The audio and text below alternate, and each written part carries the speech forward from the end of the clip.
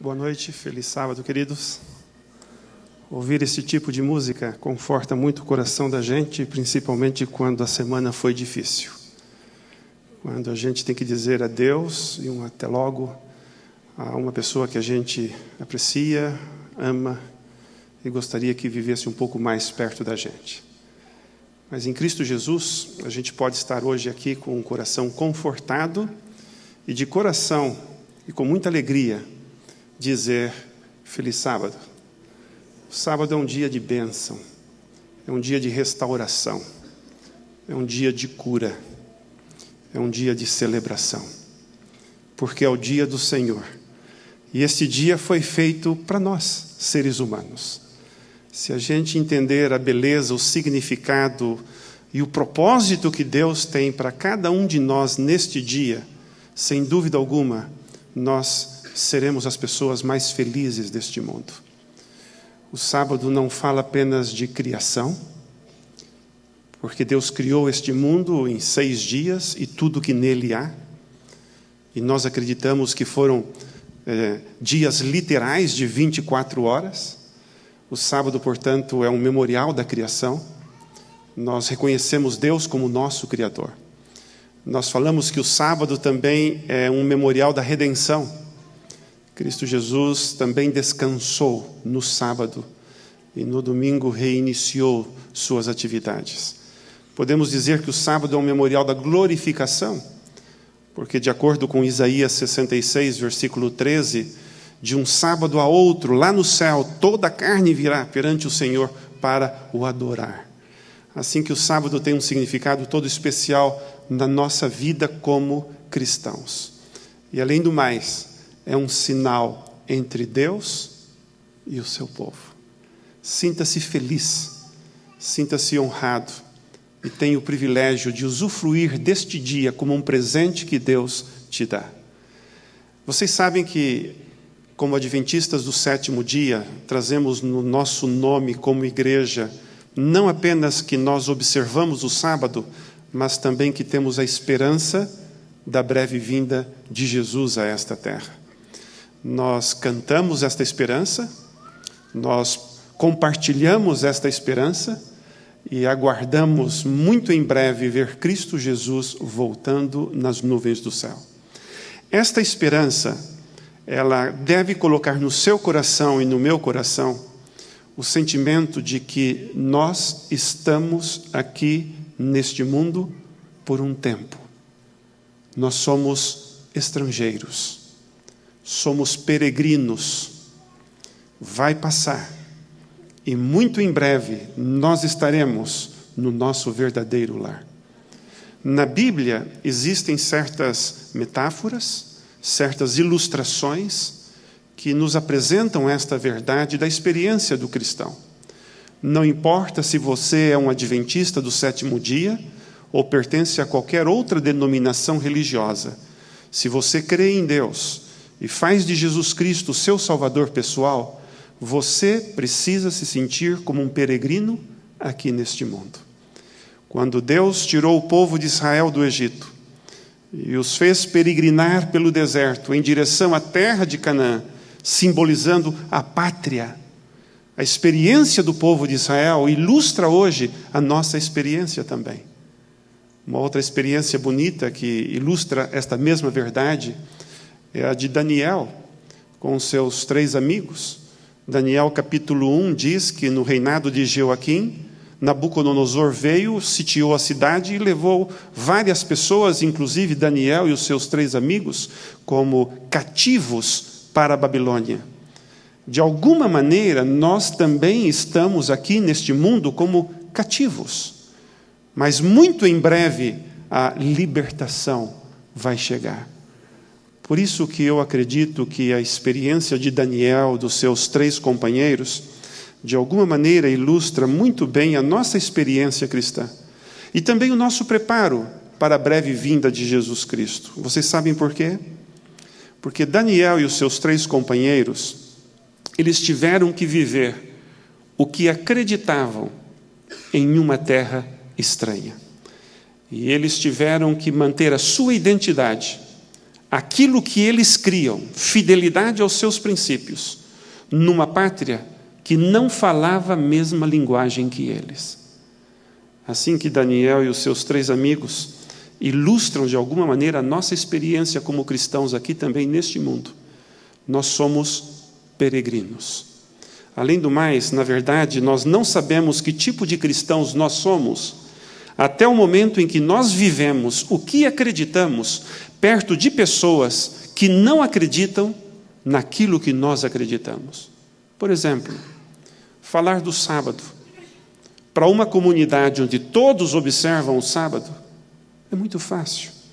Onde a cada semana estamos sendo recordados da preciosidade deste dia, é muito fácil observar o sábado.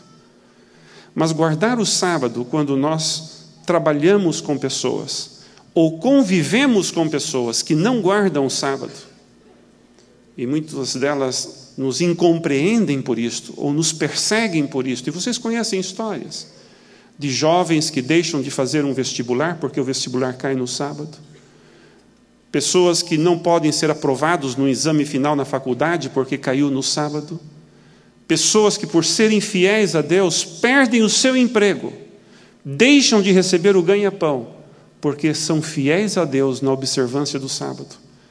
Quando estas pessoas vivem o que acreditam, perto de pessoas que não acreditam no que elas acreditam, as coisas ficam muito mais difíceis. Por isso podemos aprender muito com Daniel, porque eles souberam viver e praticar aquilo que eles acreditavam como estrangeiros em uma terra estranha. E mantiveram a sua identidade, foram fiéis ao que eles acreditaram e viveram como estrangeiros em uma terra estranha. O fato de eu estar usando essa terminologia, estrangeiros em terra estranha, não é algo novo, não é algo criado recentemente. Já há muito tempo este conceito é apresentado na Bíblia. Se vocês abrirem um livro sagrado, por exemplo, em Gênesis capítulo 13, Gênesis capítulo 15, versículo 13, Deus está aqui falando com Abraão. E não se esqueçam de que a experiência do povo hebreu é um símbolo da nossa experiência neste mundo. Gênesis capítulo 15, versículo 13 diz: sabe com certeza que a tua posteridade será peregrina em terra alheia, e será reduzida à escravidão, e será afligida por 400 anos. A experiência do povo de Israel no passado reflete, de alguma maneira, a nossa experiência hoje como cristãos. E por sermos estrangeiros, muitas das coisas deste mundo, jovens, queridos, deveriam criar um certo desconforto na nossa vida. Se vocês olham para a experiência de Abraão, até mesmo para a experiência de Noé, para a experiência de Ló, eles foram pessoas que se inconformaram com a situação da época em que eles estavam vivendo, do mundo em que eles estavam vivendo. Um mundo de injustiça, de imoralidade, corrupção, violência e outras coisas ruins. Às vezes eu fico preocupado ao ver como nós estamos tão adaptados com coisas que deveriam nos deixar inconfortáveis. E isto está relacionado com lugares que frequentamos, com coisas que bebemos, com coisas que comemos, com coisas que assistimos e com coisas que fazemos. Eu quero ser bem honesto com você no dia de hoje. Se você é um estrangeiro, um peregrino neste mundo, muitas das coisas deste mundo deveriam criar insatisfação e te deixar intranquilo de uma certa maneira. Por um outro lado, se as coisas que deveriam criar desconforto não te causam nenhum tipo de desconforto, você corre o risco de se adaptar com as coisas deste mundo e se transformar em um igual a todos aqueles em que aqui vivem neste mundo. No livro de Hebreus, capítulo 11, vamos passear um pouco pela palavra de Deus. Livro de Hebreus, capítulo 11, versículo 13. Esse capítulo ele é muito famoso, todos vocês já ouviram falar, conhecem, porque apresenta a lista dos heróis da fé. Aqui fala de Abel, aqui fala de Enoque, aqui fala de Noé, fala de Abraão, aqui fala também de Sara, fala de pessoas que tiveram uma experiência muito bonita com Deus. Eu quero dizer algo para você, vocês. Você também pode fazer parte de uma galeria como esta, por sua experiência com Deus, de fidelidade, de comunhão e obediência para com Ele. Mas em Hebreus capítulo 15, versículo 13, sexta-feira é um dia de restauração, é um dia de descanso também. Hebreus capítulo 11, versículo 13, a palavra de Deus, falando destes homens de fé, que tiveram uma linda experiência com Deus, diz que todos estes morreram na fé, sem ter obtido as promessas, vendo-as, porém, de longe, e saudando-as, confessando que eram estrangeiros e peregrinos sobre esta terra. Eu gosto deste texto bíblico porque fala de pessoas como você e eu, que acreditamos também na promessa, confessamos a promessa e também, de alguma maneira, estamos vivendo como peregrinos e como estrangeiros em terra estranha. Interessante é que todas essas pessoas que viveram esta experiência de fé, o lugar em que eles viviam, eles entendiam que era como que um tipo de acampamento, um dormitório, um hotel. Era um lugar passageiro. Eles entendiam que aquele lugar não era a terra deles, não era a pátria deles. A pátria deles estava em um outro lugar, e eles vislumbravam pela fé este novo céu, este novo lar. Portanto, você e eu também precisamos entender que enquanto estamos aqui neste mundo, aqui não é a nossa residência. A nossa casa é um dormitório, um lugar de passagem, porque a nossa pátria também não é aqui. Por isso que, como cristãos, nós precisamos desenvolver a psicologia de sermos pessoas caminhantes, peregrinos, a mentalidade de que nós somos estrangeiros. E é isto que o texto está dizendo aqui. Nós estamos neste mundo de passagem, e deste mundo nós não vamos levar nada. Mas quando a gente olha para a experiência de Daniel e dos seus 3 amigos, a gente aprende alguma coisinha a mais. A Bíblia diz, capítulo 1, versículo 1 a 4, de que eles estavam ali na Babilônia sob a influência daquele lugar. E no capítulo 1, versículo 8, a Bíblia diz que Daniel colocou no seu coração não contaminar-se com as iguarias do rei, com o vinho, com a comida. É interessante este verso, porque aqui, de alguma maneira, apresenta o segredo para a gente viver como peregrinos aqui neste mundo. Porque se somos estrangeiros, se somos peregrinos, precisamos ter convicções, precisamos ter identidade, e precisamos entender que somos, de alguma maneira, diferentes. E para mim, quando começa a Bíblia dizendo, ele colocou no coração. Algumas versões falam, determinou Daniel no seu coração. E aqui está o segredo, talvez, da vitória. Há muitos cristãos que estão fracassando na sua experiência religiosa. Estão cedendo à tentação, porque não estão determinando no seu coração, colocando este propósito no seu coração, de não se contaminar e de ser semelhante ao que Daniel foi. Uma simples declaração. Mas quando você coloca essa declaração, essa determinação no seu coração, fica muito mais fácil dizer não à tentação, não ao pecado. Fica muito mais fácil determinar o que é certo e o que é errado. Por isso, o desafio de hoje, para você que é um peregrino neste mundo, é levante-se por aquilo que você acredita. E não tenha vergonha de ser o que você é. Daniel não teve dúvida. Estava claro na sua mente. Ele nem mesmo disfarçou quando as provações vieram. Ele simplesmente disse, por favor, me traga um outro tipo de comida. Ellen G. White, quando comenta a respeito da experiência de Daniel, no livro Patriarcas e Profetas, na página 481, ela diz assim: o rei não compeliu os jovens hebreus a renunciarem à sua fé em favor da idolatria, mas esperava alcançar isto gradualmente. O inimigo tem uma aprovação para cada um de nós, e ele não vem como uma trombada, tentando te mudar da noite para o dia. Talvez o grande sucesso do inimigo na vida de alguns cristãos é levá-los gradualmente a uma mudança de mentalidade, e ao levar a mudança de mentalidade, leva também a uma mudança de atitude. Por isso, Daniel foi fiel, porque ele determinou no seu coração. E o segredo estava, na verdade, na fonte de informação correta que Daniel tinha. Quando a fonte de informação que nós temos como cristãos está baseada na Bíblia, por exemplo, ou nos escritos de Ellen G. White, ou na nossa comunhão com Deus através da oração, as escolhas e as decisões que temos que fazer, elas ficam muito mais fáceis, pois elas são guiadas não por sentimentos, não por emoções, não por circunstâncias, mas elas são criadas por uma convicção daquilo que é correto e daquilo que Deus diz para que a gente possa fazer. Mas há um outro segredo.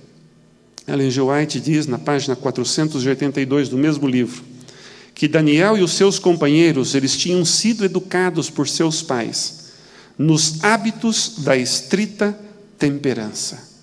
Uau! Aqui a gente vê a influência de um lar, de pais cristãos que educam bem os seus filhos. A educação que pais hoje compartilham com seus filhos na mais tenra idade, de alguma maneira vai criar um caráter, uma convicção sólida, que vai ser, na verdade, um tipo de rumo seguro que eles terão que conservar no futuro para sobreviverem no mundo de tantas influências. Ellen White diz que as tentações em Babilônia eram tão fortes, mas eles permaneceram incontaminados. Nenhuma força, nenhuma influência poderia afastá-los dos princípios que tinham aprendido no limiar da vida, mediante estudo da palavra e da obra de Deus. Que obra bonita que, como pais, podemos fazer na vida dos nossos filhos. Mas aqui talvez eu ressalte também a educação cristã que vocês estão recebendo. Se vocês forem fiéis à orientação que vocês estão recebendo nesta escola, sem dúvida alguma, vocês também poderão, como Daniel, resistir às provações de Babilônia, que significa um mundo lá fora, e serem fiéis para com Deus. Lembrem-se de que o inimigo, ele tem diferentes estratégias para convencer e levar os cristãos a se sentirem confortáveis com as coisas deste mundo. O exemplo do alimento aqui de Daniel é apenas algo simbólico, que significa algo muito mais profundo. Era um chamado à violação da consciência e da espiritualidade que eles haviam desenvolvido. Ellen G. White, no mesmo livro, página 481, ela diz que a simples simulação de haver comido o alimento ou bebido o vinho seria uma negação da fé. E proceder assim era enfileirar-se ao lado do paganismo e desonrar os princípios da lei de Deus. Daniel sabia que aquela comida afetaria a sua mente e a sua capacidade de pensar. Hoje, como nunca, queridos, também precisamos ter muito cuidado com aquilo que nós nos alimentamos. Precisamos ter também mente límpida para discernir entre o certo e o errado e fazer a escolha correta. Muitos hoje olham para aquilo que é errado e pensam e concluem que é certo. Eles estão perdendo a capacidade de discernir. E dizem muitas vezes, qual o problema? Não vejo nenhum mal. Perderam a capacidade de discernimento. Lembrem-se que Babilônia significa confusão. Não importa quanto tempo você está na igreja, não importa quão velho ou quão veterano de batalha cristã você é, o inimigo sempre vai ter uma armadilha para você. E lembre-se, ele sempre usa a estratégia da persuasão da mente de maneira lenta e contínua. O problema, talvez, na vida de alguns cristãos é que eles saíram de Babilônia, da Babilônia espiritual, e vieram para a família de Deus, mudaram de lugar geograficamente, mas os hábitos, os costumes continuam sendo de Babilônia. Talvez como alguns daqueles que deixaram o Egito, estavam caminhando rumo a Canaã, mas os hábitos e a maneira de pensar ainda era da terra da escravidão. Quando Deus nos chama para sermos peregrinos e estrangeiros neste mundo, Ele quer dizer para você e eu que nós temos agora uma identidade diferente. Nós temos um propósito diferente. Mas como sobreviver em Babilônia? Como sobreviver neste mundo tão confuso? Eu talvez lhe daria mais um conselho. Lembrem-se de quem vocês são. Lembre-se de quem você é, ou o que você é. Se você der uma olhada no livro de Êxodo, capítulo 19, versículo 6, aqui você começa a aprender um pouquinho quem você é. Êxodo capítulo 19, versículo 6. A palavra de Deus, descrevendo para Moisés, Deus diz: vós sereis reino de sacerdotes e nação santa. Quem somos? Como igreja, como povo, como cristãos? Não somos qualquer pessoa, qualquer povo. A Bíblia diz que, como filhos de Deus, nós somos um reino de sacerdotes, nós somos uma nação santa. Se você for para Levíticos, um pouquinho mais à frente, capítulo 11, versículo 45, a palavra de Deus diz o seguinte. Levíticos capítulo 11, versículo 45. Eu sou o Senhor, que vos faço subir da terra do Egito, para que eu seja vosso Deus, portanto, vós sereis santos, porque eu sou santo. Interessante que quando Deus nos chama a viver uma vida de santidade, Ele nos chama a viver uma vida de distinção em um mundo onde nós vivemos. Se você der uma olhada um pouco mais à frente no livro de Números, capítulo 15 e o versículo 38, aqui Deus está falando de uma característica do povo hebreu. Números capítulo 15, versículo 38, diz assim: fala aos filhos de Israel, e diz-lhes que nos cantos de suas vestes façam borlas pelas suas gerações, e as borlas em cada canto, presas por um cordão azul. Se você continuar lendo todo o contexto deste capítulo, vocês vão entender que Deus queria fazer com que os judeus fossem identificados de alguma maneira por este cordão azul que segurava as borlas de suas vestimentas. Assim que por onde eles fossem, todos saberiam que ali estava um judeu, que fazia parte do povo de Israel, o povo de Deus no passado. Todos saberão que vocês são judeus usando esse detalhe azul na roupa. O mesmo talvez poderia acontecer com a gente hoje. Aonde nós formos, deveríamos ser identificados como cristãos, ou como adventistas do sétimo dia. Aonde você vai, você deve ser identificado talvez como um estudante desta escola cristã. Ali está um indivíduo que estuda no UNASP, porque faz parte da nossa identificação, aquilo que nós somos. Como Noé, em Gênesis capítulo 6, versículo 9, a Bíblia diz: justo e íntegro entre os da sua geração.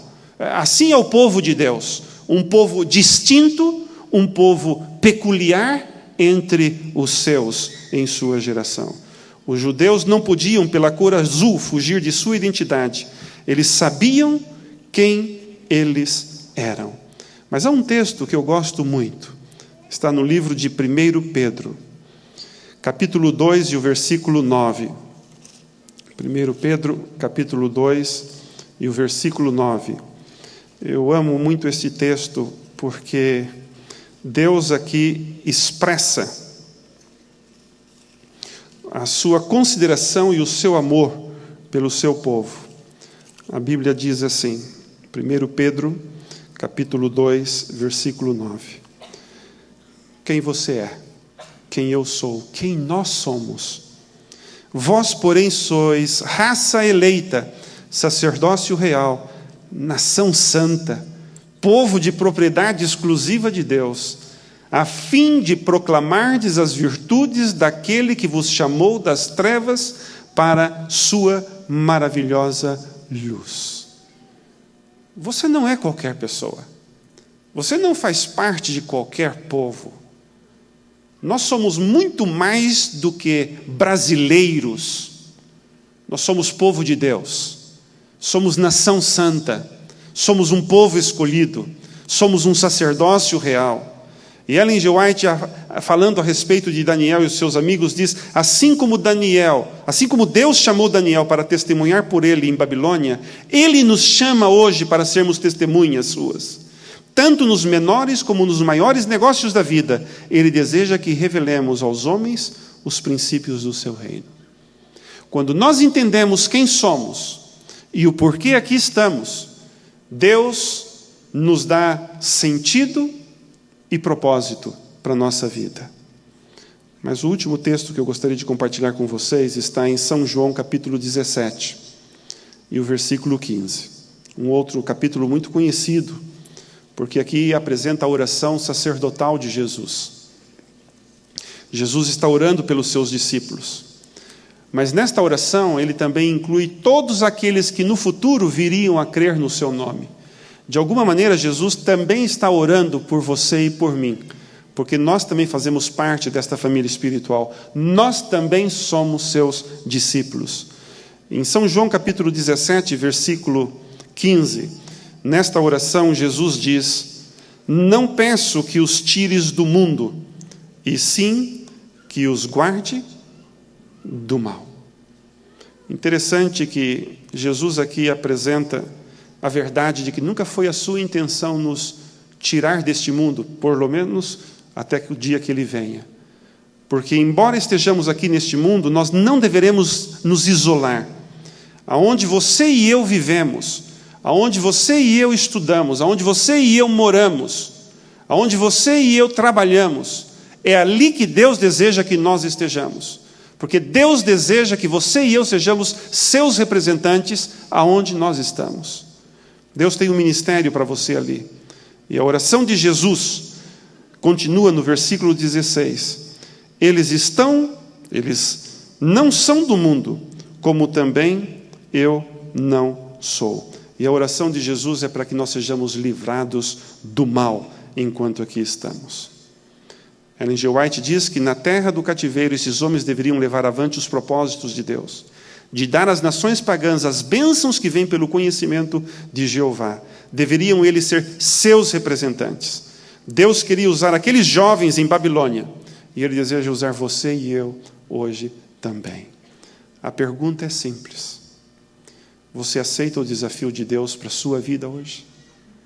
Deseja você ser diferente e ser um representante de Deus aonde você está? Daniel não teve medo. Pediu para ser testado por 10 dias. Depois pediu para ser testado por 3 anos.